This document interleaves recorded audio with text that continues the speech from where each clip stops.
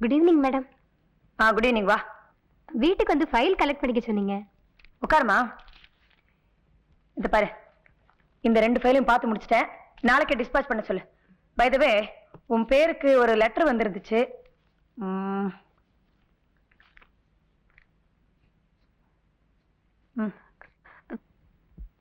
எங்க இந்த லெட்டரை நீங்க படிச்சுட்டு போறீங்களோன்னு பயந்துட்டியா? படிச்சுட்டேனே. படிச்சிட்டீங்களா? மத்தவங்க லெட்டர்ஸ படிக்க கூடாதுங்கிற நாகரிகம் கூட தெரியாமலா நான் ஒரு ஐஏஎஸ் ஆபீசரா இருக்கிறேன்.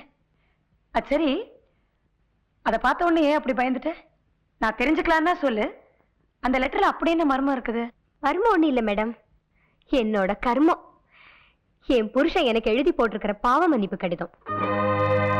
உனக்கு கல்யாணம் ஆயிடுச்சா? ஆயிடுச்சு. ஆன வேகத்திலேயே அதுக்கு அர்த்தம் இல்லாமலும் போயிடுச்சு. I'm very sorry, very sorry. இது பாரு கண்ணகி, உன் வாழ்க்கையில என்ன நடந்துச்சுன்னு மனசு விட்டு என்கிட்ட சொல்லுமா. என்னால ஏதாவது உதவி செய்ய முடியும்னா கண்டிப்பா செய்யறேன். மேடம், எனக்கு புருஷனா வந்து வாச்சானே, அவனை நான் காதலிச்சு கல்யாணம் பண்ணிக்கிட்டேன். ஓஹோ. அவரோட அட்வர்டைஸ்மெண்ட் கம்பெனியில ஓவியரா வேலை பார்த்தாரு. அதுக்கு பக்கத்துல இருக்கிற ஒரு பிரைவேட் கம்பெனியில நானும் டைப்பிஸ்டா ஒர்க் பண்ணேன். எங்களுக்குள்ள எப்படி காதல் ஆரம்பமாச்சுன்னு கேக்குறீங்களா? இந்த கன்றாவிக்கெல்லாம் காரணக்காரியா இருக்கா என்ன? அவர் என்னை பார்த்து சிரிச்சாரு, நானும் அவரை பார்த்து இழிச்சேன். உடனே நாங்க 2 பேரும் ரோமியோ ஜூலியட் ஆயிட்டோம். கன்ஸ், உங்க அம்மா என்ன பத்தி என்ன சொன்னாங்க? வீட்டுக்கு வந்த மருமக வெள்ளி பாத்திரம், பித்தளை பாத்திரம், நகை, நட்டு, அது இதுன்னு எதுவுமே பெருமையா பேசுற மாதிரி கொண்டு வராம வெச்ச பூவும் கட்டின புடவையோடையும் வந்து நான் என்ன பண்றதுன்னு உங்க அம்மா பயப்படுறாங்க. இத பார், ஸ்கூட்டர் வாங்கணும், டிவி வாங்கணும், வீடியோ வாங்கணும், அதனால உங்க அம்மா வீட்டுக்கு போய் 20,000 30,000 கொண்டு வா அப்படி இப்படி நான் கேட்டா, ஐ மீன் உன்னுடைய சொப்னத்துல வந்து நான் கேட்டாலும் உன் கால்ல இருக்கிறத கழட்டி நீ அடிக்கலாம். ஓகே? ஐயோ, நீங்க அப்படி கேட்டா கூட நான் உங்க மனைவியானதுக்கு அப்புறம் அப்படிலாம் செய்ய மாட்டேன். சோ, திருநிறை செல்வன் சிவாவுக்கும் திருநிறை செல்வி கண்ணகிக்கும் சுபயோக சுப முகூர்த்தத்தில் தடபடலா கல்யாணம் நடந்துச்சாக்கும். நிறைய காதல்கள் கல்யாணத்துல முடியறது இல்ல. LBWலயே அவுட் ஆறவங்க தான் ஜாஸ்தி. லெக் பிஃபோர் விக்கெட்டா? Love before wedding. ஆனா காதலிச்சோலே கல்யாணம் பண்ணிட்டாரு உன்னோட சிவா. உண்மையிலேயே வெரி ஃபைன் பர்சன். ஃபைன் பர்சனா தான் இருந்தா 1 வருஷம். அப்புறமா தான் பயங்கரமா ஃபைன் போடுற புருஷனா மாறினா. அம்மா பேச்சையும் தங்கச்சி பேச்சையெல்லாம் கேட்டுக்கிட்டு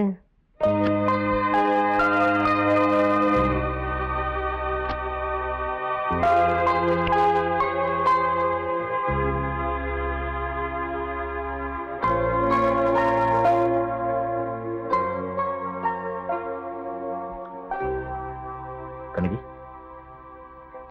கனகி,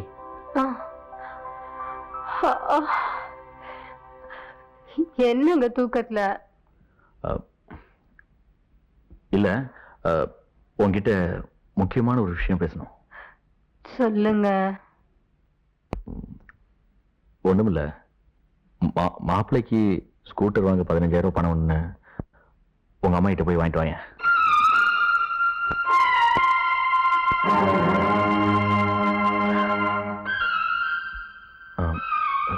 என்ன என்ன அப்படி பாக்குற? நான் இப்படி பேசுறது உனக்கு ஆச்சரியமா இருக்கா? இல்லீங்க, நமக்கு கல்யாணம் ஆகி 1 வருஷம் ஆச்சு. என் உடம்பு உங்களுக்கு திகட்டி போச்சு. இனிமே ஆசையெல்லாம் காசு மேல தானே. கனகி, தாகமா இருக்கா? இல்ல, எரிச்சலா இருக்கு. தண்ணியை ஊத்தி அணைக்க பாக்குறேன். கனகி, வரதட்சணை வாங்க மாட்டேன்னு வாய்கிழியே பேசலாம். ஆனா அப்படி வரதட்சணை வாங்காம கட்டிக்கிட்டவன அக்கம் பக்கத்துல இருக்கிறவங்க அவ்வளவு சுலமா வாழ வர்றதில்ல.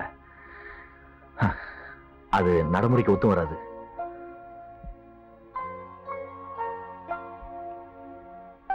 சோ உன்னை உன் வீட்டுக்கு அனுப்புறது தவிர வேற வழி இல்லை. விடிஞ்சதும் நீ உன் வீட்டுக்கு புறப்படுற. உங்க அம்மாவை பார்த்து பணத்தை வாங்கிட்டு வர.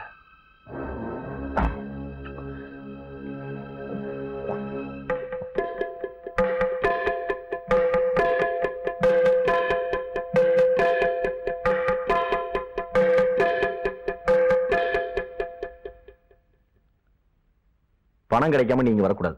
கிடைச்சதுக்கு அப்புறம் வந்தா போதும். எவ்வளவு நாளானாலும் பரவாயில்ல.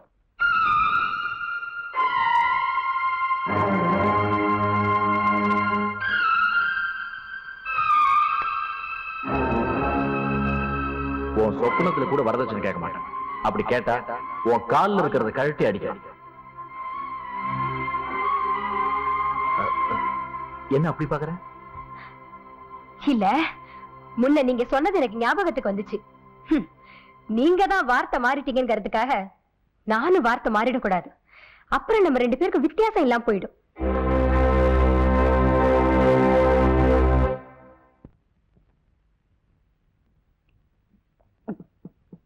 நீ ஒண்ணு செய்யலாமே. லீகல் செப்பரேஷன் கிளைம் பண்ணலாம், கோர்ட்ல டிவோர்ஸ்க்கு அப்ளை பண்ணலாம். சம்பாதிக்கிறான்ல, ஜீவனாம்சம் கொடுக்க சொல்ல அந்த ராஸ்கல. அவனை கோர்ட்ல நிறுத்தினா இன்னொரு பொண்ணை தெருவுல நிறுத்தின பாவம் வந்துருமேன்னு சும்மா இருந்துட்டேன். இன்னொரு பொண்ணா? ஆமா, அவன் இன்னொரு கல்யாணம் பண்ணிக்கிட்டான். அட ராஸ்கல், முதல் மனைவி உயிரோட இருக்கும்போது அவ சம்மதம் இல்லாம இன்னொரு பொண்ணை கல்யாணம் பண்ண கூடாது. அது சட்டவிரோதமாச்சே. அவன் என்ன கில்லாடி. அதுக்காக மன்னிப்பு கேட்டு கடுதாசி போட்டிருக்கானா? அவன் பொண்டாட்டி பாத்திமா இறந்துட்டா. ஐயோ, அவளும் போயிட்டாளா? சின்ன சின்னதா 3 குழந்தைங்க, வளர்க்க முடியல, வரியான்னு கேட்டு எழுதியிருக்கான். நீ ஒரு வேலை செய். நான் உனக்கு தாரமா இருக்க மாட்டேன், உன் குழந்தைங்களுக்கு தாயா இருக்கேன். இதுக்கு சம்மதமான்னு நீ கேட்டு எழுது. அதுக்கு அவன் என்ன பதில் எழுதுறான்னு பாப்போம்.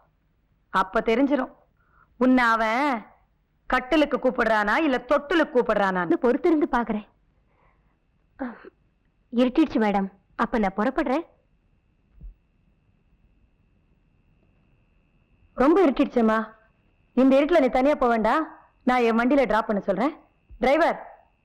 அம்மா. இவங்க வீட்டுல கொண்டு போய் ஜாகிரதா நீ டிராப் பண்ணிட்டு வா. சரிம்மா. முள்ள ஓட்டிட்டு போ. சரி. Thank you madam. ஓகே.